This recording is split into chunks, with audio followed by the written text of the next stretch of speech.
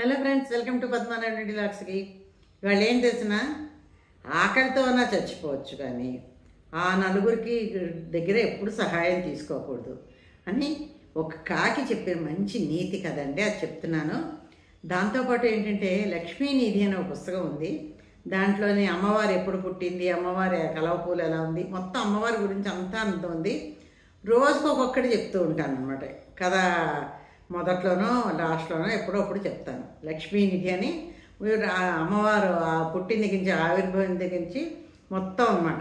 రోజుకు కొంచెం కొంచెం ఒక్కొక్క బిట్టు, పుట్టింది, ముందు పుట్టింది, తర్వాత కలవపూలు ఎలా పుట్టింది, ఇలా కొంచెం కొంచెం చెప్తూ వస్తాను. రోజుకు ఒక్క బిట్టే, అది ఎక్కువ మీకు బోరు పుట్టించాను. దాంతోపాటు కాకి చెప్పిన నీతి కదా, స్కిప్ చేయకుండా వినండి. రెండు అన్నీ కూడా స్కిప్ చేయకుండా విని లైక్ షేర్ సబ్స్క్రైబ్ చేసి నాకు సపోర్ట్ చేయండి, ఓకేనా? మంచి కథ అండి. అలాగే అమ్మవారి మన దగ్గర లక్ష్మీదేవి ఉండాలి, డబ్బు నిల్వ ఉండాలి అంటే మనం చేయవలసినవి ఏమిటి, ఇవన్నీ కూడా ముందు ముందు చాలా వస్తాయి. ఆ పుస్తకం చాలా అంటే చాలా బాగుంది. ఆ పుస్తకం కూడా మీకు చూపిస్తున్నాను నేను, చూడండి. నేను పుస్తకంలో చదివి మీకు అంతా చెప్తున్నాను. ఈ పుస్తకంలో అనమాట ఇదంతా పెడతాను. స్కిప్ చేయకుండా వినండి. వింటే మేము అందరికీ పనికొచ్చే కదండి. డబ్బు ఎవరికి చేయదండి, అందరికీ కావాలి డబ్బు. ముసలివాళ్ళ మాకు కావాలి, చిన్నపిల్లలు మీకు కావాలి, మధ్యస్థ వాళ్ళకు కావాలి, మాకు మందులకు కావాలి, మీకు కుటుంబ పోషణ కావాలి, పిల్లలకి వస్తువులు కొనుక్కుంది కావాలి, ఇలాగనమాట. అందుకని ఓకేనా, పదండి అయితే కథలోకి వెళ్దాం. హలో ఫ్రెండ్స్, వెల్కమ్ అండి. ఇవాళ ఏంటంటే లక్ష్మీనిధి గురించి, లక్ష్మి ఎక్కడ జన్మించిందో ఇలా కొంచెం చెప్తున్నాను. ఇవాళ లక్ష్మి జన్మించిన రోజు ఎప్పుడో అది చెప్తున్నాను. లక్ష్మి జన్మించింది ఎప్పుడంటే పాల్గొన మాసం ఉత్తరా నక్షత్రంలోని సిరిబోణి, ఆదిలక్ష్మి, ధాన్యలక్ష్మి, ధైర్యలక్ష్మి, సంతానలక్ష్మి, విజయలక్ష్మి, విద్యాలక్ష్మి, ధనలక్ష్మి అయిన శ్రీ క్షీరసముద్ర రాజతనయ సముద్రంలో మథనంలోని అవతరించింది. అమ్మవారు ఎలా పుట్టిందో ఈరోజు చెప్పాను. రేపు మిగిలినది ఒక్కొక్కటి చెప్పుకుంటూ వస్తాను. పదండి వీడియోలోకి. అనగా ఒక ఊర్లోని ఒక అడవి ఉందండి. అడవిలోనేమో అడవిలో ఉంటే జంతువులు అన్నీ నివసిస్తూ ఉంటాయి. అడవిలో విపరీతమైన కరువు కట్టడం వచ్చింది అడవికి. ఏంటంటే ఒక్క వర్షపు చొక్క నీళ్ళు లేదు, ఏమీ లేదు, విపరీతమైన కరువు. అక్కడ జంతువులన్నీ కూడా తిండి లేక, నీళ్లు లేక, మరి ఇంకా ఎండలకి ఏముంటాయండి, చెట్ల మీద ఆకులు, అలములు, పళ్ళు, కాయలు ఏమి ఉండవు. అందుకని బాగా మల మాడిపోతూ ఉంటాయి. చాలా కష్టాలు పడుతూ ఉంటే ఇంకా అలా మెల్లిగాను ఇంకా ఓపిక లేకపోయినా ఇంక బతకాలి కదా అని చెప్పి ఒక్కొక్క జంతువు నడుచుకుంటూ మెల్లిగాను పక్క అడవిలోకి వెళ్ళిపోతున్నాయి. మెల్లిగాను అలా కొన్ని వెళ్ళిపోయండి. అలా వెళ్ళిపోతుంటేనేమో అదే అడవిలోని ఒక చెట్టు కొమ్మ మీదేమో ఒక కాకుల జంట కాపురం పెట్టుకొని అక్కడ ఉన్నాయన్నమాట. ఇంకా వెగరలేదు ఇంకా పాపం. అలా చూస్తున్నాయి. వాటికేమో అందులో ఆడకాకి విపరీతమైన ఆకలేసిస్తుంది. ఎలాగా అనుకుంటూ ఉన్నాయి. ఇంతట్లో ఏమో నక్క ఏం చేసింది, ఓ మాంసం ముక్క పట్టుకొచ్చి కిందన కూర్చొని తింటుంది.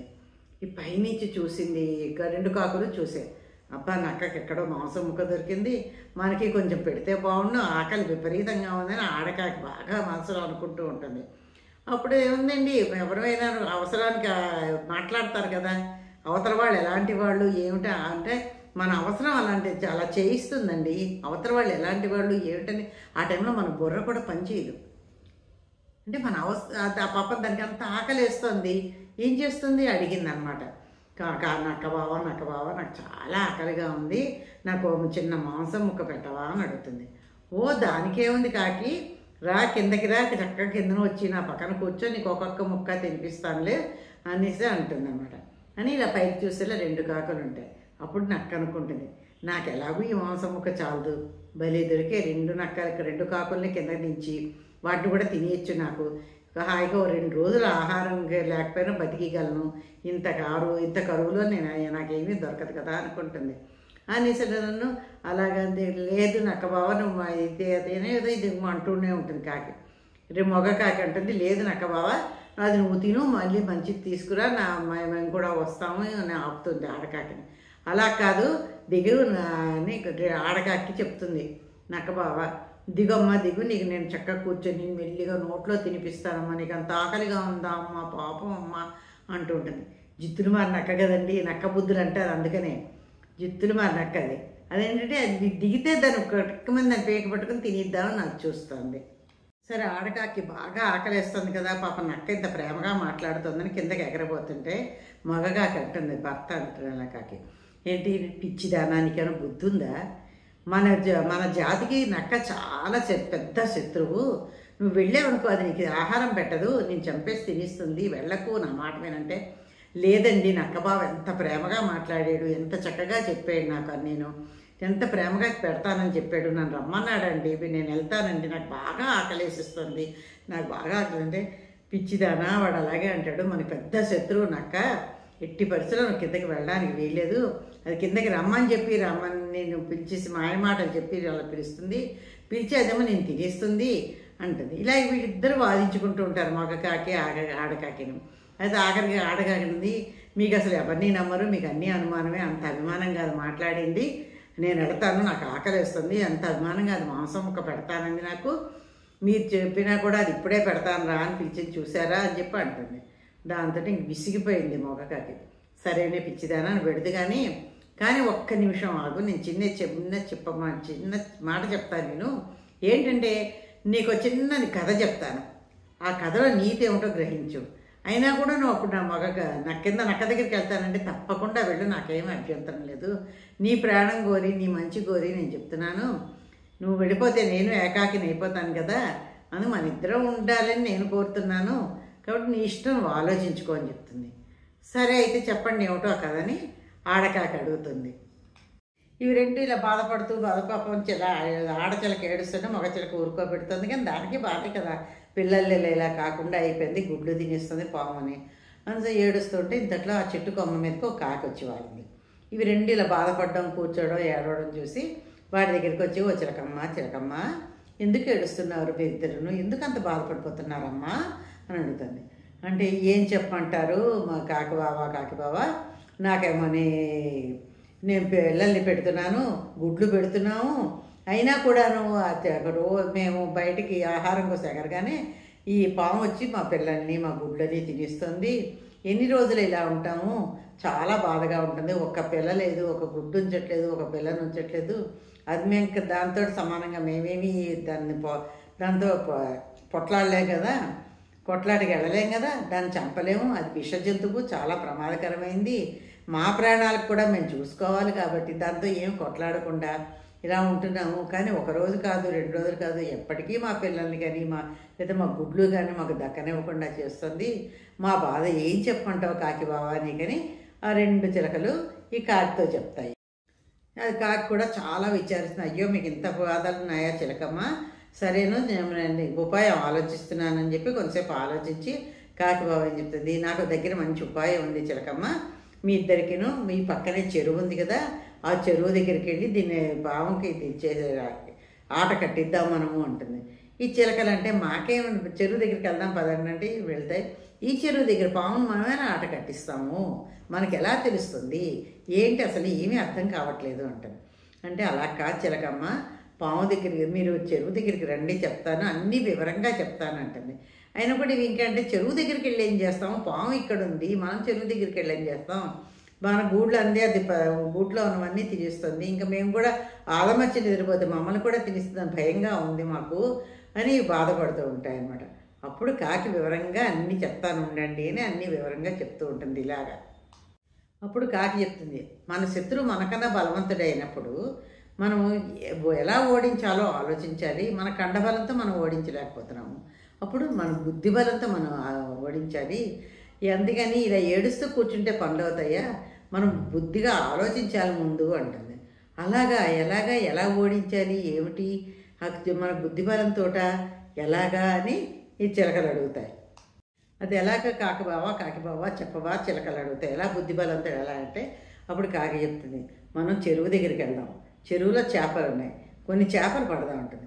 చేపలు పెట్టి ఏం చేస్తాం బావా మనం, కాకి బావా చెప్పు అంటే, చిలకమ్మ నేను చెప్పేది వినమ్మా నువ్వు, నేను చెప్తున్నాను కదా పూర్తిగా నాకు అదంతా నేను చెప్పిందంతా విన్న తర్వాత ఏం చేయాలో అప్పుడు ఆలోచిద్దాం.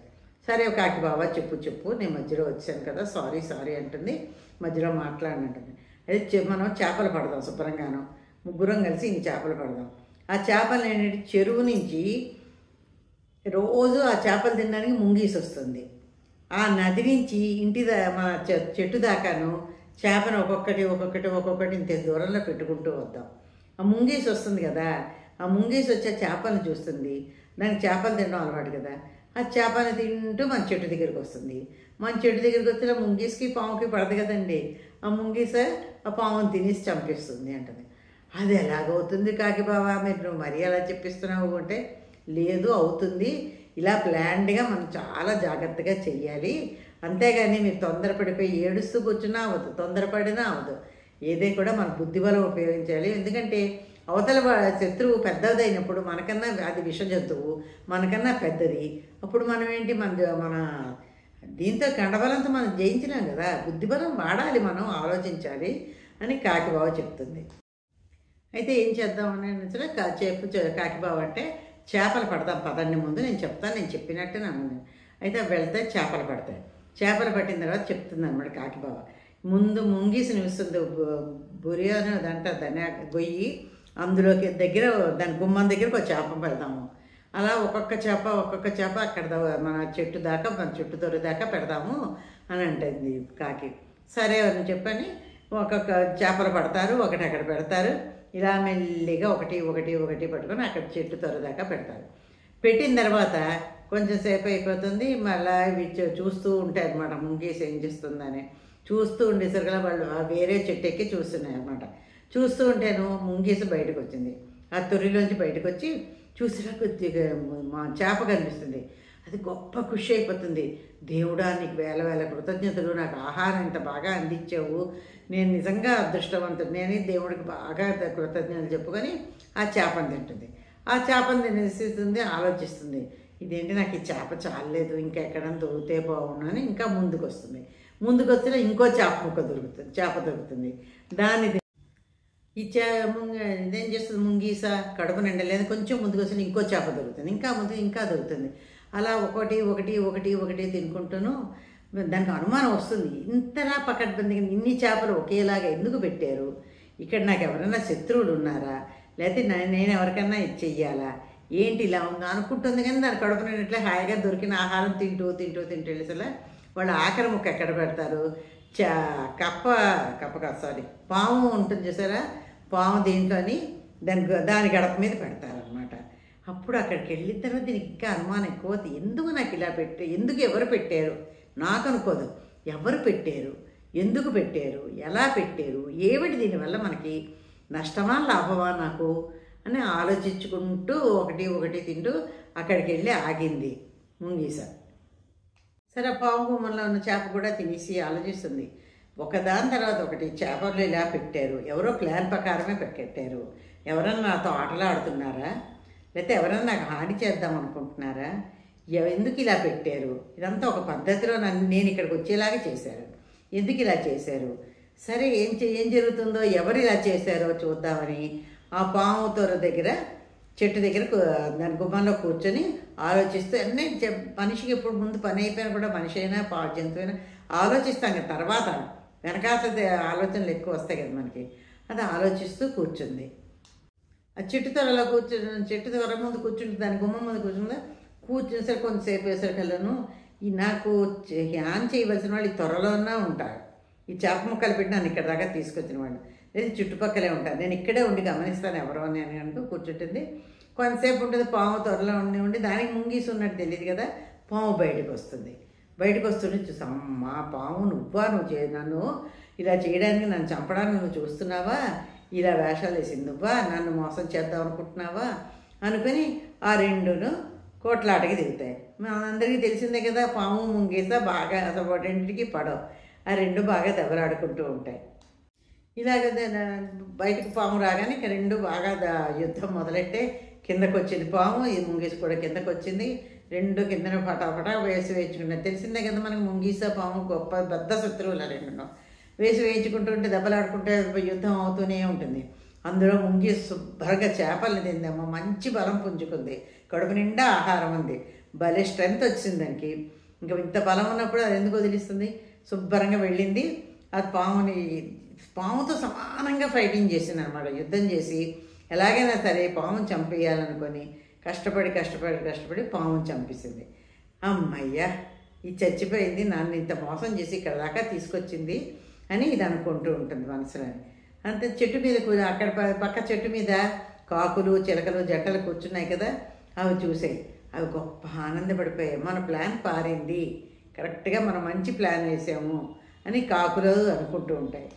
ఆ చెట్టు పై నుంచి చూసిన చిలకలు కాకులు ఆనందించి అప్పుడు చిలక అంటుందనమాట, చిలకన్న ముంగీస్ అన్నయ్య, నేను చాలా మనస్ఫూర్తిగా నీ కృతజ్ఞతలు తెలుపుకుంటున్నాను, నేను చాలా సంతోషంగా ఉన్నాను అంటుంది. ఎందుకంటే అన్నయ్య, నేను ఇంతమన్నో పిల్లల్ని పెట్టాను, ఎన్నో గుడ్లు పెట్టాను, ఈ పాము నాకు ఏది దక్కనివ్వలేదు, పిల్లల్ని చంపేసింది, గుడ్లను తినేసింది, అన్నిటినీ తినేసింది. ఈరోజు నేను చాలా ఆనందంగా ఉన్నాను ముంగీస్ అన్నయ్య, వేల కృతజ్ఞతలు నీకు అని ముంగీసుకి చెప్తూ ఉంటుంది చిలక. అప్పుడు చిలక మాట్లాడడం చూసి ముంగీసు అనుకున్నాడు, ఓహో ఈ పథకం అంతా మీరన్నమాట వేశారు, మీరు వేసి నన్ను ఇలా చేశారా, సరే ఏదైనా నాకు మంచి ఆహారం దొరికింది దానికి కాదన్ను అనేసి చిలకతో ఉంటుంది. చిలకమ్మ నువ్వు ఆ ధన్యవాదాలు పైనుంచి చెప్పడం ఏంటి, నా దగ్గరికి వచ్చి చెప్పాలి కదా, అంత చెట్టు మీద నుంచి చెప్తావా, అది పద్ధత, అది మర్యాద ఏం కాదు, పద్ధతి కాదు కదా, అలాగైనా నాకు మర్యాద ఇస్తాను, నీకు ఇంత ప్రాణరక్ష పెట్టాను, నీకు మళ్ళీ ఇంత మంచి జీవితం ఇస్తున్నాను కదా అంటే చిలక ఏం చేస్తుంది, పాపం నిజమే అనుకొని నమ్మేసుకొని గబగబా ఎగురుకుంటూ కిందకు వచ్చి ముంగీసి ఎదురుగుండా కూర్చుంటుంది. ముంగీసి ఎదురుగుంటే మళ్ళీ ఆ ముంగీసి ఏమి అడిగినట్టు అమాయకంగా అంతా అడిగితే ఈ పాము చేసినవి, దాని గుడ్డు తిన్నవి, పిల్లలు తిన్నవి అన్నీ చెప్పుకొని వస్తుంది. అన్నీ విన్నట్టు విని టప్ అని చిలకని పట్టేసుకొని చిలకను కూడా తినేస్తుంది. ఇదంతా పైనుంచి చూస్తాను మగ చిలక చాలా బాధపడుతుంది. అయ్యో ఒక శత్రువు నుంచి తప్పించుకున్నామంటే ఇంకో శత్రువు నోట్లో బలైపోయింది నా పెళ్ళాము, ఎలాగా అని బాధపడుతూ అలా చూస్తూ ఉంటాడు అతను.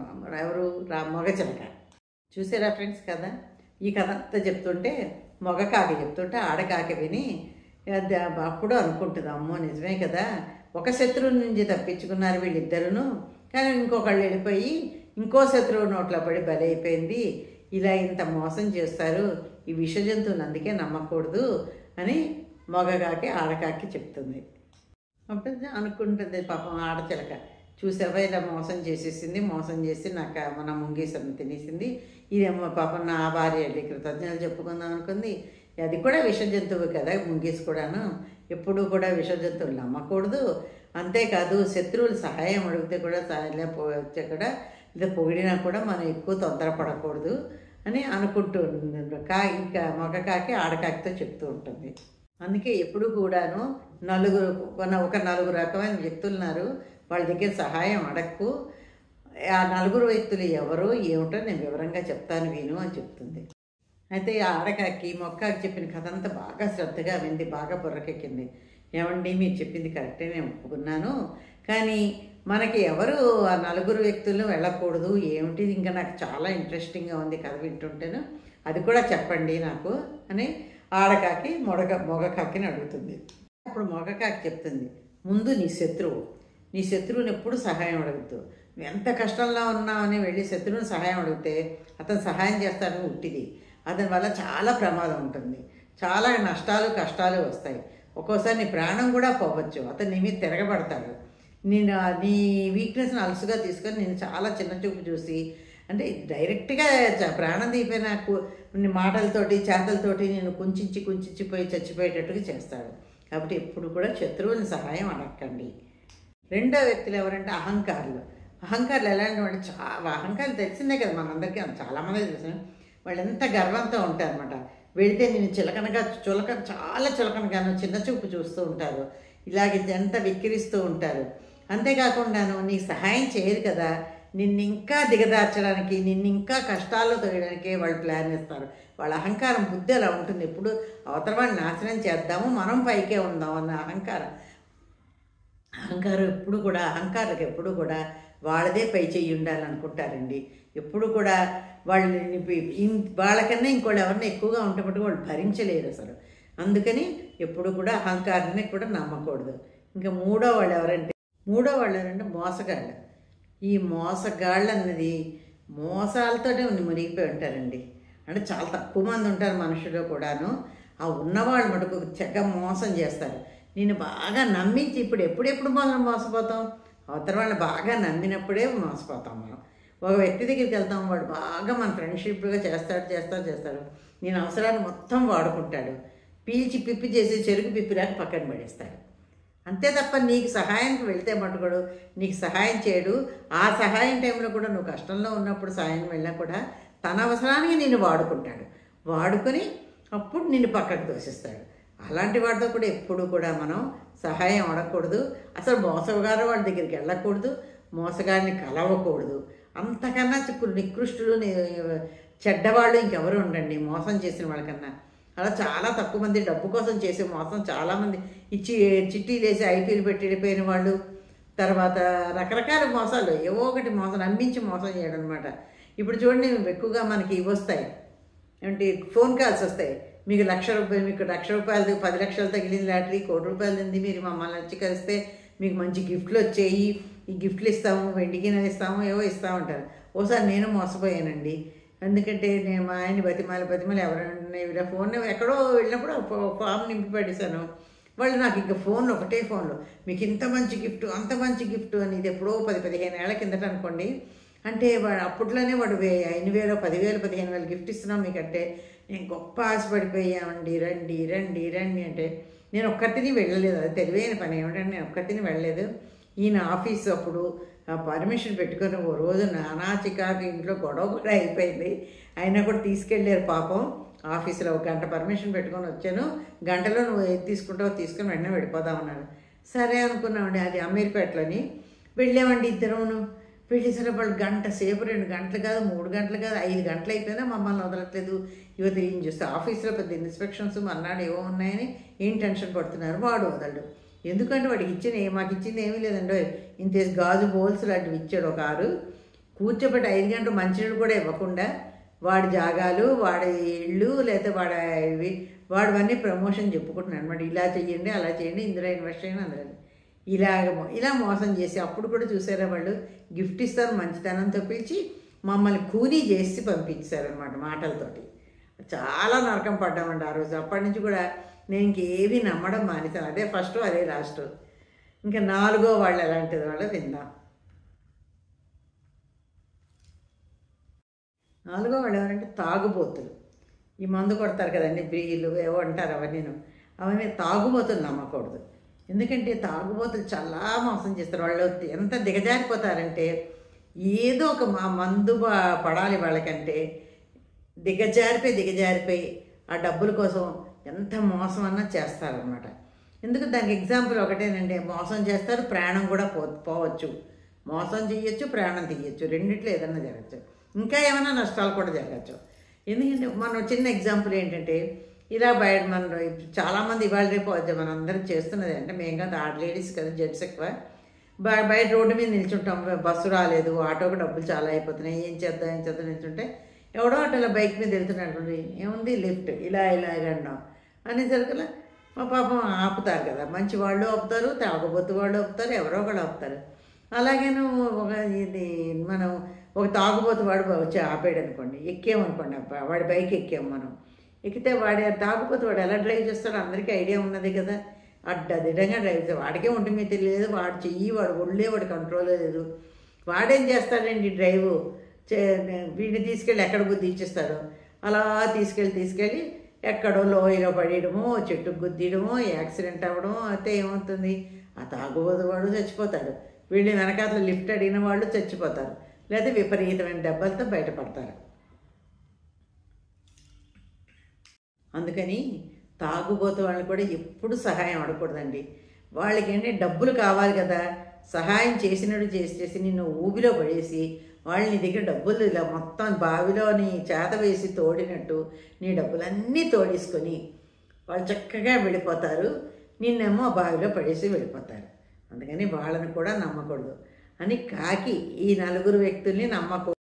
అది కాకి చెప్పింది ఏంటంటే ఈ 4 వ్యక్తుల్ని సహాయం అడగకూడదు. ఎవరెవరండి? ముందు నీ శత్రువుని, 2 అహంకారంతో ఉన్నవాడిని, 3 మారకద్రవ్యం వాడిని, 4 మోసం చేసిన వాళ్ళని. ఈ 4ని ఎప్పుడూ జీవితంలో సహాయం అడిగితే మనం దిగజారిపోతాం, మనం నష్టపోతాం తప్పితే వాళ్ళకి ఏమీ అవదండి. వాళ్ళు సహాయం చేయరు. మనం పూర్తిగా చెడిపోతున్నాము అని పూర్తిగా చెడిపోయేదాకా కూడా మనం గ్రహించలేనంత మోసపూరితంగా వాళ్ళు మనం మోసం చేస్తే మనని ఊబిలో దించేసి వెళ్ళిపోతారు. ఇదండి కథ. ఎలా ఉంది కామెంట్లో పెట్టండి, లైక్ చేసి సబ్స్క్రైబ్ చేయండి. అలాగే చక్కగాను మొత్తం స్టోరీ స్కిప్ చేయకుండా విని చిన్న లక్ష్మీనిధి ఇవాళ ఏమిటి పెడతాను అంటే లక్ష్మీ పుట్టుక గురించి పెడతాను. అది చదివి చక్కగా నాకు సపోర్ట్ చేయండి. ఓకేనా ఫ్రెండ్స్? పదండి, ఇది లక్ష్మీనిధి చూద్దురు కానీ.